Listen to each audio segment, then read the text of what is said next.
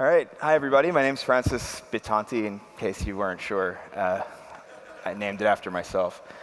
So I'm going to talk a little about what I do. I run a design studio based in Brooklyn, New York, and we focus on processes like additive manufacturing, focus on new materials. We look at what I like to consider materials and design tools for the information age. And what this means is that, not that we're creating something for the next industrial revolution, which you might hear a lot when you hear people talk about 3D printing, but that, that represents a period of time where we had a different capacity to create, and our tools are information driven now. And I'm going to talk a little bit about what the next generation of products will look like in this new landscape of tools. So, and I'm going to go through these projects kind of through these 4 categories. We're going to talk about how the factory is changing, or what mass production could potentially look like. We're enabled by a new set of technologies that could build a new infrastructure for mass production. Our relationship with consumers is being dramatically changed, I think, right now. And importantly, I'm going to spend a lot of time on materials. We tend to start from materials out. We're able to work within a scale of materials that we really haven't been able to work with a high level of precision for a long time. We're able to structure materials by microns. And what we're enabled to create in terms of mechanical properties of materials is very different. We no longer have monolithic, continuous cross-sections of materials, right? But we can vary material construction throughout.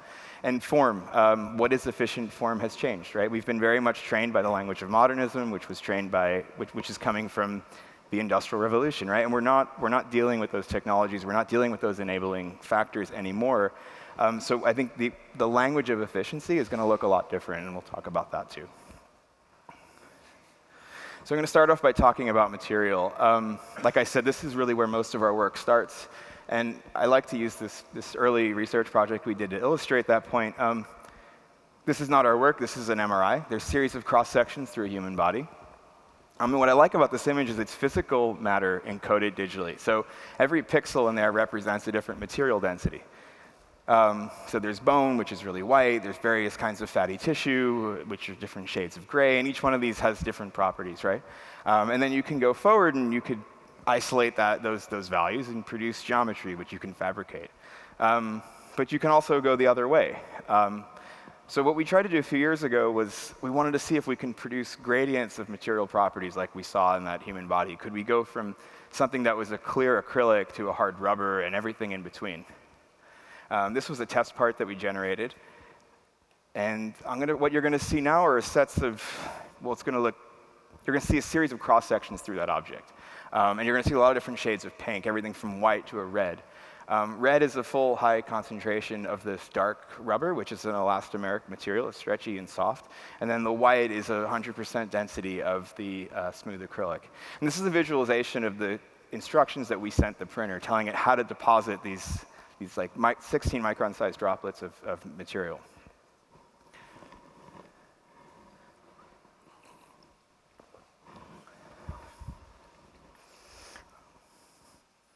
So, and as you see that landscape unfolding, after those are printed, you get something like this, right? We're able to blend between these 2 materials. There's no assembly, there's no construction, right? It comes out of the printer like that. And we're able to digitally create these material properties. So you can define to a certain degree how a material is going to behave in software, right? There's a kind of genericness to these materials that can be overcome by structuring them at certain scales, which we're enabled to do by the tools. These are some articulated skin samples that we had made during that time. And we've applied that to color with shoes. So we've used that same technique in order to make color gradients. And what we're going to show here is, this isn't just limited to really super expensive high-end printers. Is this video playing? Let me try to. Okay, so what you're looking at here is a desktop printer. What we're doing is we're modulating the tool path, we're modulating the extrusion rates, we're modulating the temperatures. We're thinking about the construction of this object from vectors. So again, just as we were able to kind of vary the mechanical properties, depositing different polymers at a very small scale, we're able to change what's happening as we're extruding and forming these thermoplastics. So we're getting a gradient of material properties in this shoe upper. And that gives us various textures like this. And again, these are commercial products that are all being engineered and designed to come off of desktop printers. This is for a startup that we've been working with called Feetz. They're doing custom-sized shoes. This is their first product that's just come out now. They're only releasing 100 to start to beta users. But it's custom-sized from a foot scan. There's no last, right? So the whole manufacturing process has been changed. There's no more molding, right? The last is what you would normally use as a mold for a shoe. We have none of that. It's all done digitally now. And we've applied that technique to a variety of form factors, working with more high-end fashion brands. And there's also a men's shoe, which will be coming out soon. We've worked with a fashion brand called Chromat. Last season, collaborated with Intel to produce this dress using a very similar technique. We're laying down these fibers in like a hatch pattern. So if you see in the back and you zoom in, you can see a mesh. That's because we're directly controlling the toolpath and depositing it on the axes that we want. So we're able to give it a stretch bias in the direction that we want it to be in. We're not conformed to buying materials and fabrics off of rack, right? We're able to engineer the materials for the context that they're supposed to be in. So form. This is some of my early work. I started as an architect, and one of the things I was trying to do with my early pieces was just trying. We didn't have any funding to make this stuff, so it was like, can we get these as cheap as we possibly can? And I started making a lot of geometries like this because what we were really after was really high strength to weight ratios. The pricing models at the time were favoring really porous geometries, right? So whereas in the past it might have cost more to carve away at materials that you were buying in standard blocks, but like the industrial form of the materials this time was powder. So we were not paying for machine time and processing time, we were paying for volume. So I developed this language very early on and methods and tools of creating these kind of high surface area, low volume geometries, which we've been trained to think of as the opposite of efficiency, right? We're trained to look at these as really expensive art objects, but the intention was to try to get them to be as affordable and quickly producible as possible. This is the project that I think my studio is probably most well known for. It really put us on the map. We did this dress for Dita Von Teese. And it's a similar kind of story, right? Each one of these pieces is hollowed out. The whole dress only weighs about 10 pounds. Each component is articulated to make a fabric, so the whole thing drapes like a dress. It's a chainmail fabric with, I think there's 3,000 unique mechanical moving parts on this dress. When it comes out of the printer, it behaves like this. So you see it comes out fully articulated and moving and flexible. And when you scale up that assembly, you get behavior like this. And it behaves very much like a fabric at that time.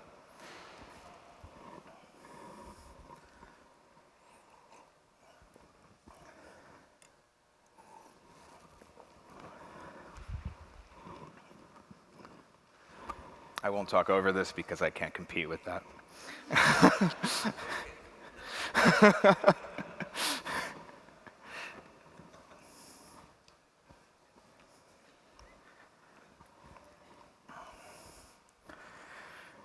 So the consumer, there's been a lot of talk about custom fit and customizable products, and that's all great, but there's a deeper level of customization that I think we're capable of having, right? And I think there's a future here where we could probably have things start to design themselves. This was something that I started doing. I took a summer off when I was a grad student, and I spent a summer with on this course with this guy, Stephen Wolfram, and we worked with systems like this. And the amazing thing about it to me was that nobody made this, right? Nobody drew it. There was no kind of human mind behind it. It was part of a set that was pre-computed and just manifest, right? It's all just combinatorial logics playing out. But it looks like there's a lot of complexity here, right? There's structures we recognize. There's structures that are coming together, falling back apart. There's parts that seem noisy, parts that seem ordered. But it was all made by a machine, and it's all made by these very simple interactions. And that whole space is understood, right? We know all the possible combinations that we have there, and we're searching, right? We're searching for the kinds of behaviors you want when you work with systems like this. And that's a very different position for a designer to be in. This is some work we did with some students a few years ago.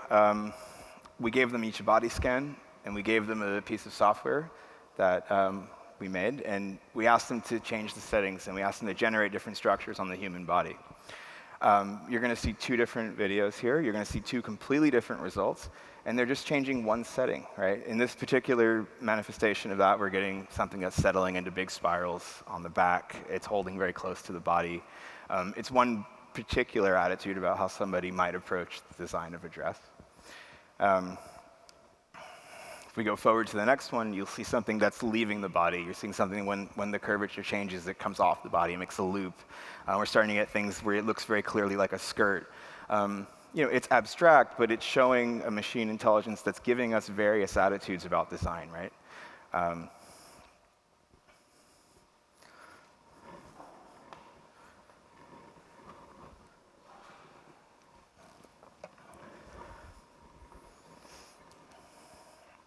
And we've applied this kind of thinking to products that we've done. So just last year, we collaborated with a shoe brand. They're called Nude. And what you'll see in this video as it's playing out, when it started, you saw these very smooth ridges. And as this is playing through, you're going to see lots of holes and porosities and all kinds of things added to that volume underneath. It was an addition of 8 shoes. Each one was generated by a computer program like that. And we're only going to sell those 8 shoes. And once one of those settings is made, we'll never sell them again. These are 5 of the pieces. They're plated 18-karat gold with a with a leather embossed upper. I'll show you some photos of them right now.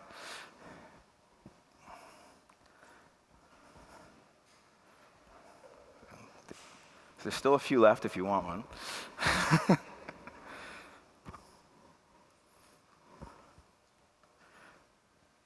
And you can wear them and walk in them. Those are real people's feet. So we've also done a similar collaboration with a jewelry brand called Wonderluck. And it was the same idea, right? Except every time you visit the site, we would generate a set of parameters, and those would never, if you purchased it, they would never be accessible again. They would never be generated again. A lot of the work we do deals with luxury brands and luxury space. And one of the big questions is how do you deal with exclusivity? How do you create scarcity when your material properties and your design properties are collections of data, right? Data is infinitely reproducible. So how do you produce a scarce object? That's something that we've got to deal with quite often. This shows you the full kind of range of behaviors there. This is a little bit more zoomed in space. You can see everything from very ordered and linear to kind of the complex and spongy and everything in between. So the factory. So yeah, we have products that have material properties that are variable. We can have computers designing stuff for us more or less, right? The designers put itself in a position where we're just setting up systems, right? And you're letting those systems play out. What's going to happen as these machines become increasingly more accessible? If we have a world where these really are, maybe there's hundreds of thousands of microfactories if they're not on your desktop or in your home. We wanted to kind of explore this idea a few years ago, so we released a small collection of kind of tabletop, kind of houseware, decorative pieces, vases, plates, bowls. Same kind of idea, they'd be customizable, but the difference here is that they were designed to be printed on desktop machines without any post-processing, and that they were also designed to be produced at a local hub, a local production hub. We collaborated with a company called 3D Hubs, which is essentially, think of it like an Airbnb for 3D printing.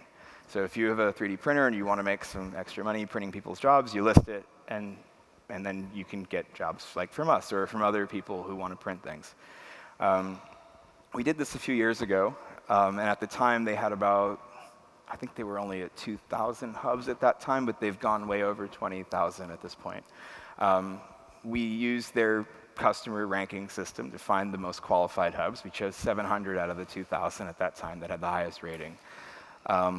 This is the map of where they were around the world. And we had an interface where you could customize the product, but before buying it, you would enter in your zip code. And then we'd help you find the local hub, and we just charged you for the file.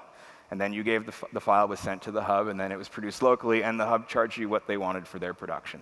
So we were just put ourselves in the position where we were selling the information. This is an example of how that interface might have worked.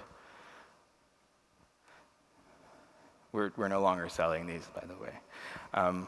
Anyway, these are some photographs of those pieces. And you could see the geometry is fairly complex, but the idea here was that none of these would require any post-processing. Those of you who are familiar with 3D printing know that printing things on a MakerBot, usually it's a bit tricky. So we did all that work ahead of time before distributing these to ensure that the quality would be the same. And we actually never distributed the STL files. We just distributed the machine code. So everything was already embedded in there for them.